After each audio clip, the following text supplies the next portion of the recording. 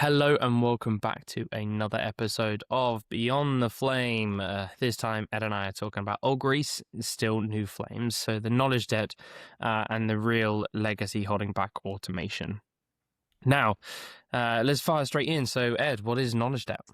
Yeah, so when we're talking about developing applications, you have this concept of technical debt, right? So, in that context, you have old code that's not being used. You have out of date code that's being referenced. So that same concept is applicable to your knowledge bases too, right? So you can have knowledge debt. So your knowledge debt is going to be where you have your artifacts that can be either old, out of date, inaccurate, incomplete, or unstructured. In previous podcasts we were talking about having your knowledge bases organized and in a structured format to make it easier for people to find and or obviously AI to find at some point. So knowledge debt, having your knowledge bases kind of in shambles. Yeah, I think an easy way to kind of think about just debt in general is the fact that you are providing more than benefit is getting back. So again, like you said, that can apply to automation. It can apply to your knowledge as well. Now, there are kind of like the three categories, which I think you said really, really well for what knowledge debt or kind of falls into. Like you said, you get your stale stuff, so things that were relevant are no longer relevant, maybe incomplete, half created, whatever. Then you kind of got the orphan stuff, which is, there's no owner anymore, no team, no person, no kind of responsibility. It existed and now it's being pushed to the side like the forgotten child. And then that third kind of category as well is about but actually more probably important is shadow knowledge, right? We have shadow tooling, shadow application. So you could find this entire team siloing information somewhere that you weren't even aware of. Yeah. And honestly, I am probably one of the biggest offenders of shadow knowledge in that with a development background, I instinctively do not like documentation. It's just how we roll, man. We just do it. I've gotten better over time at documenting things, but I still am not the best at fully documenting everything because I know how something works, and then or I know what this process is, but I haven't fully put it into a knowledge base, and I just kind of go with it, and then which is great as long as I'm around, but if I go on vacation or someone else needs to pick up part of this process and it's not documented, and except for in Ed's head, that doesn't help out the organization. So I'm definitely getting better on the shadow knowledge, but that's probably one of the biggest impacts on any organization, I would say. Absolutely. I think there's some common, any team that kind of either don't maybe value the knowledge as much as others or kind of are very, very protective of their knowledge. They see it as they need to gatekeep it. That is, it is an element of a red flag, really, that needs to be considered for a business because it becomes a high risk option. If you're not around or something happens to you, Ed, and we've got clients and customers and partners with deals on the line, that is a business risk. So that needs to be managed in the same way. Yeah, I mean, that's also why we see so many tools about just integrating and trying to remove that context switching, because that allows us to, they can still maintain it, but it's highlighting and it's now bringing it into the real of everything else as well. I mean, if we want to kind of poke the bear, Atlassian is very bad about not providing API information or acknowledgement or knowledge or access that would help third-party vendors create more solutions and open up more capabilities within their actual platforms as well. So that is a form of knowledge gatekeeping that, I think actually you are right in terms of just knowledge gatekeeping anyway, which around even to things like we're pretty good with access because of things like our Atlassian communities and stuff like that you and I are a big part of. And you've got many kind of little demons kind of working away in the corner, and someone spots something and it goes on the community and we can kind of instantly be aware Yeah. of it. But there are also so many customers and companies that don't have access to that kind of level of kind of community knowledge and aware of things. So you think about how many other people that would kind of be asking for what we are, and we just happen to know because we're in the right kind of area. So some of the other kind of like red flags that we were talking about before around knowledge debt and kind of seeing whether or not, like, if we were to do a smell test, our actual knowledge is up to standard, I think is, like I said, so confluence spaces, no owners, no like modified recently kind of things. And again, pages as well. Yep. Like if pages aren't modified within the last like 12 to 18 months, if nothing is, it's probably kind of put away and we can kind of look about archiving it. And then I think one of the biggest pain points that you and I would agree on is pages or titles with the words of new or final or final Yeah, or or updated. updated or draft, or in the actual title that's being published in the Confluent space. It's that's just it's technical debt. I'm sorry, knowledge debt, like glitter. It's like it's like, how are you going to use that? So how then, if we think about like the opportunity cost for outdated information, like there's searching tax and there's like the verification loops and then obviously the rework cycle. So what would customers kind of like be feeling around that? I think the biggest issue with having knowledge debt, again, talking about outdated information, unorganized information, is that you're gonna have taking more time than necessary to actually find the information that you want. So when we talk about that search tax, it's like, okay, even if there's AI to help you search, a lot of times, again, if you don't have it structured and organized correctly, it's going to take a little bit longer to actually find the information that you want. So you are kind of wasting some of your cycles looking for information based on that. So, again, that takes up a good chunk of your day. Oh, absolutely. I mean, there was a McKinsey study I think you and I spoke about offline, which was like the average worker spends 20 to 25% of their entire week finding information, which is so ridiculous. A quarter of your week. Yeah, just wasted, right? So an entire, more than an entire like a day. So like a day, a day and a half of just searching. Yeah, and we've said again, previous episodes, knowledge is not just on Confluence, it's not just on SharePoint. It will be Slack conversations that we may have had or we may have had as a team. It would be, again, Jira tickets, Jira Service Management tickets if we're trying to have support conversations with customers. Like, these are all different areas of knowledge. And if I have to manually go through and find stuff, that's a huge search tax in order to find something that's appropriate.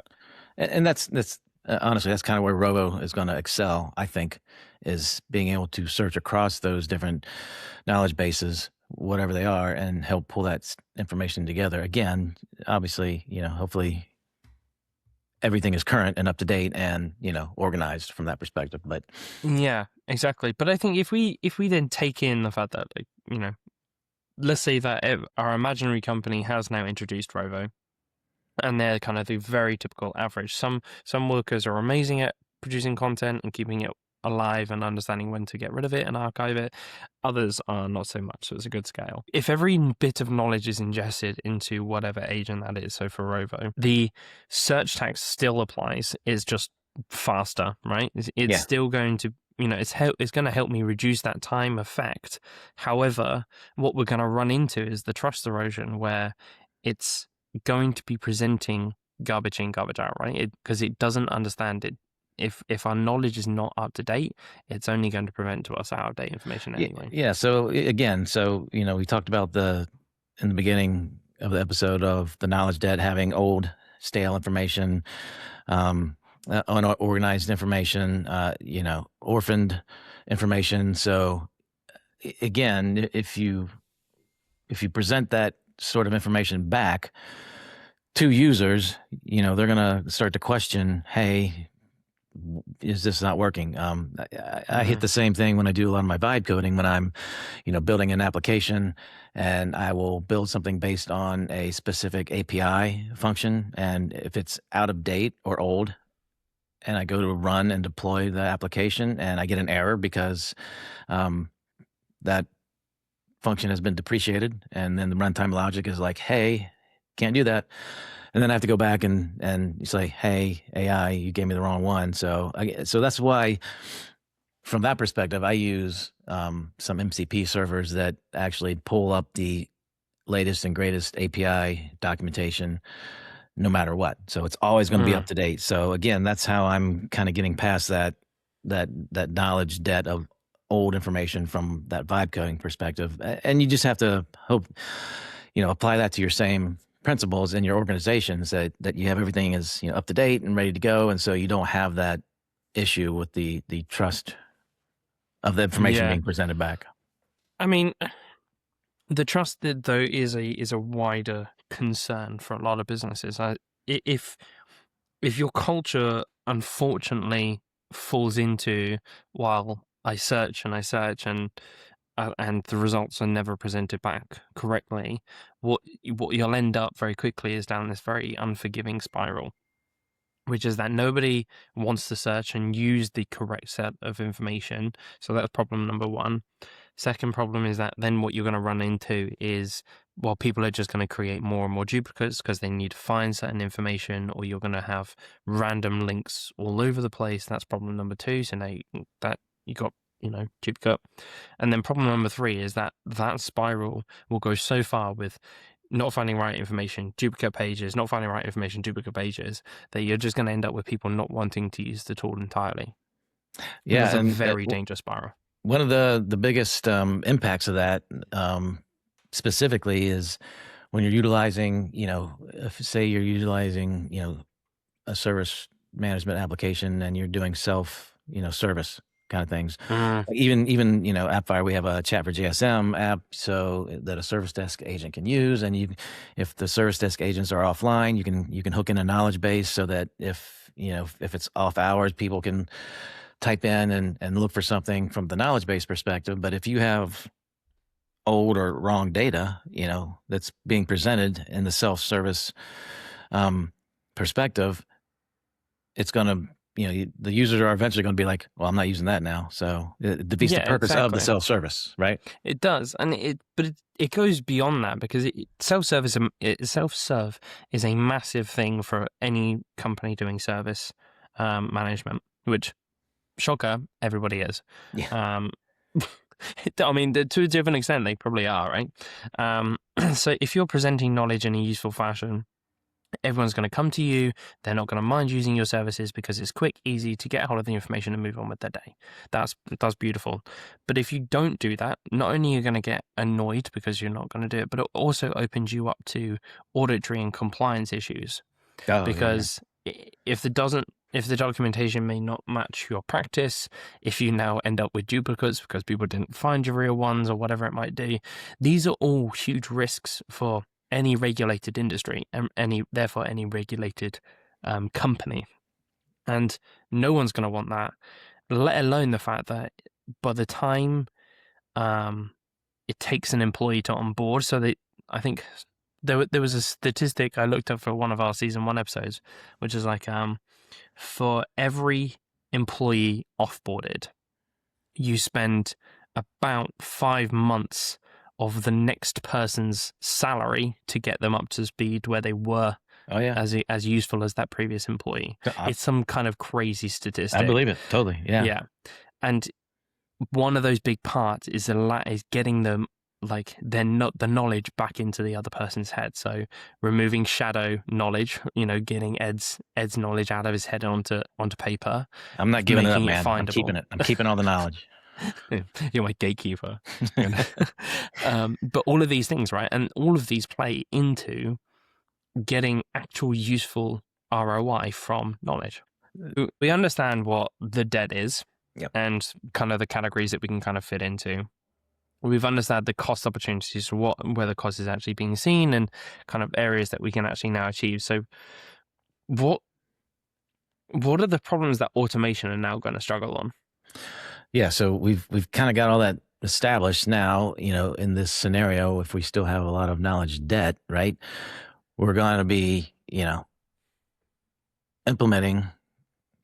Everyone wants AI involved, which is great. So AI can make everything faster, and like we said earlier, it can make it produce incorrect results faster, which is obviously not what we want to do here. So now we have to look at the processes that are going to be involving automation, right? So whether it's a search, whether it's in like I mentioned before, in a chat bot, like our chat for JSM kind of thing, where are those automated processes going to take effect? In a service management for automated ticketing, routing, knowledge management, pulling in kind of thing. We've got we've mentioned self-service portals, right?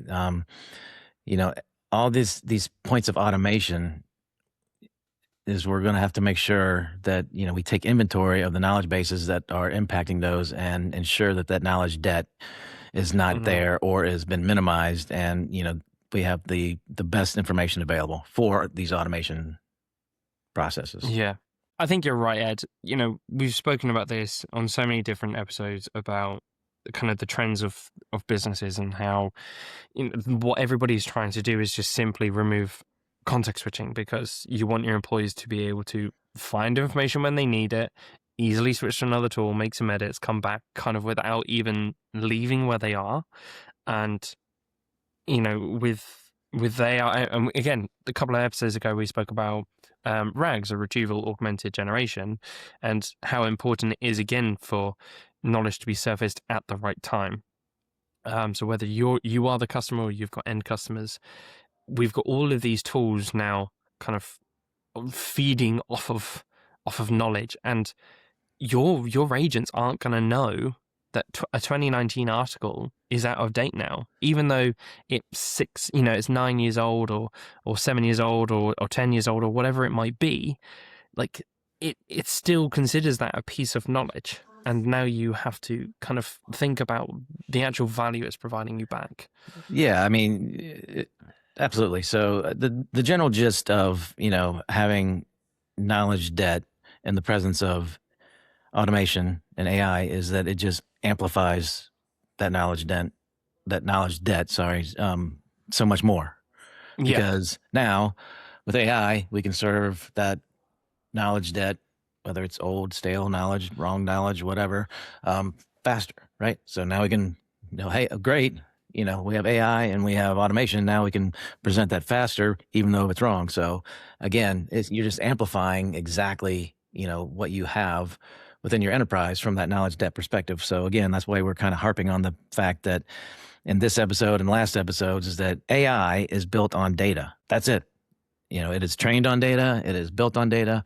The algorithm is part of data. So if you want to take maximum advantage of AI, you've got to have your data in a good shape, right? Yeah. So I think that's the gist of it, right? And whether you've got automation, like very manual, implicit automation, explicit automation, you've got AI models and agents trained on that knowledge.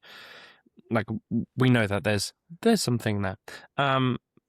So what are the things that we can do to kind of resolve or try and help mitigate that kind of those problems? I think the easiest one, which you and I have some experience in, is understanding knowledge life cycles, right?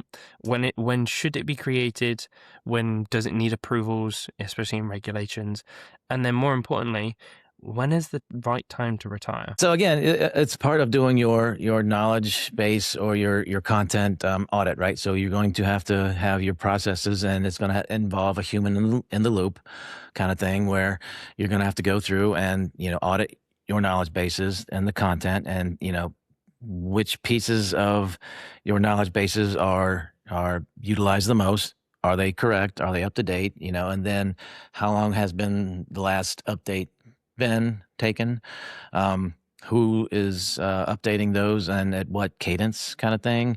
And then, just making sure that, if there are pieces that are not being utilized, can we go ahead and review and sunset that piece of knowledge so that it's not brought in incorrectly for an automation process or an AI process kind of thing. So you can set up maybe you set up some kind of expiry time or flag on certain pieces of information so that AI knows that, hey, this could be old information. Let's make sure that we have the latest information, whatever it is. So,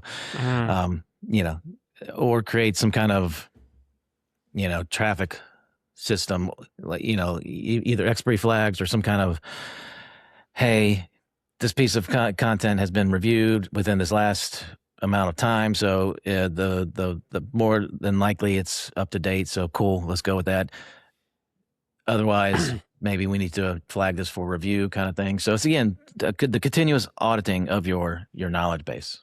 Yeah, I mean there is some of the things that we spoke about in terms of that content audit, which is, so last modification, you called that out exactly. Does it have an owner? Those are easy pieces of metadata. The other big things are, to test relevance is, does that piece of product even exist anymore? Has that been removed? Because if it doesn't exist, that's an easy win. You can just get rid of it. But the other thing is, does it have the right tags and labels? Is it easily connected to other sources that help the flow of information kind of work? The expiration dates is obviously a really good one. Reapprovals, so regulated industries often require knowledge articles to be reviewed monthly. It's the same with processes. Not monthly, yearly. The same with internal processes.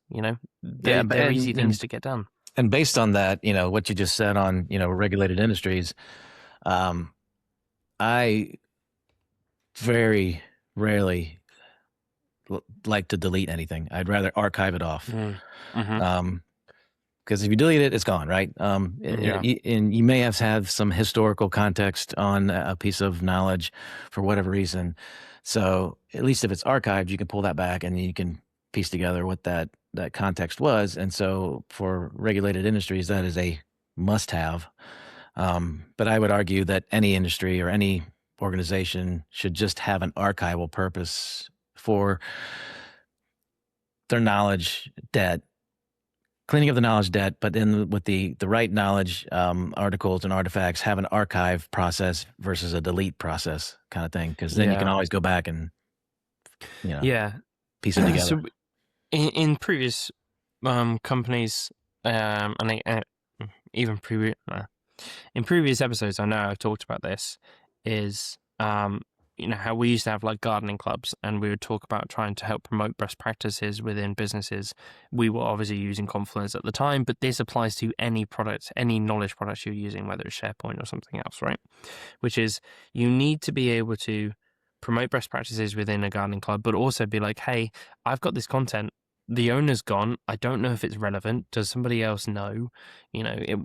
Using hard basic stats, like say last modification date, last view date, that kind of things, they're easy understandings, but try and use your community of people to help provide the additional context of whether something is still relevant or needs to be updated as well. That's a really good thing to get used to doing. But the archival is such a valid shout, Ed. People, the more we can do about understanding when that time is to go, whether it's an automated process where it kind of flags it for to be approved and hides the page automatically, or just auto archives because it's only meant to be kept for a year or whatever it is, we need to reduce the possible context that could be swaying external answers if it isn't relevant. Okay, so we've talked a lot about the knowledge debt and the organization. But actually implementing the processes to clean up your knowledge debt sometimes is harder.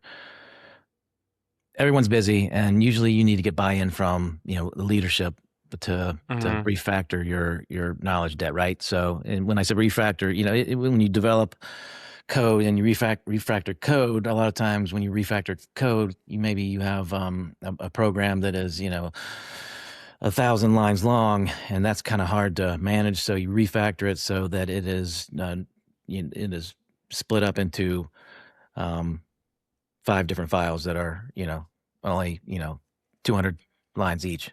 Makes it easier to track, makes it easier to and more organized, right? So refactoring your knowledge bases through this audit that we talked about as well is necessary, but you need to get the time to do that. And to get the time to do that, normally you have to, talk to leadership and say, hey, look, we've got this knowledge debt.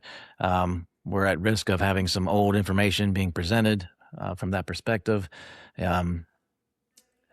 We need to go ahead and take some time to refactor our knowledge base. But just telling a leader, we're going to refactor our knowledge base, they'll kind of be like, okay, so you're going to be taking your time from somewhere else that may be revenue driving, and clean up documentation. That doesn't sound like a good use of time.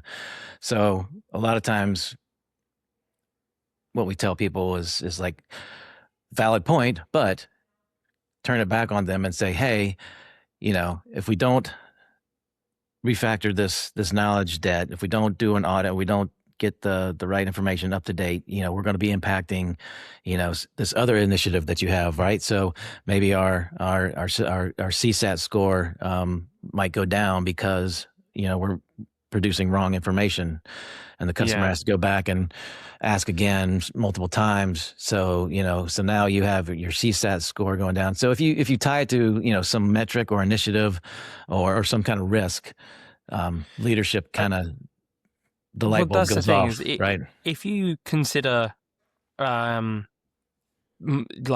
setup of a business, you for the vast majority, most of your teams in that business will be some sort of revenue impact drivers, right? So if we take, for example, Appfire, we've got products that obviously impacts revenue for us. We have channel that impacts revenue for us, and we've got our customer service teams, and we've got marketing teams and everything else. There will be some which are purely internal teams that you wouldn't maybe necessarily consider them revenue drivers.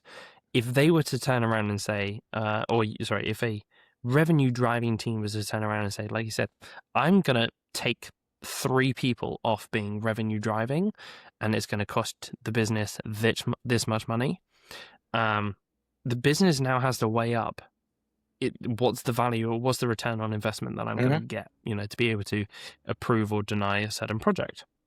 We won't be alone. Every business, every enterprise will be having to make those decisions on a daily. Tying it to already existing initiatives and being like, we're rolling out AI, but, ChatGPT is going to struggle because we're feeding it crap. Or, we're trying to make a robo agent to help our partners.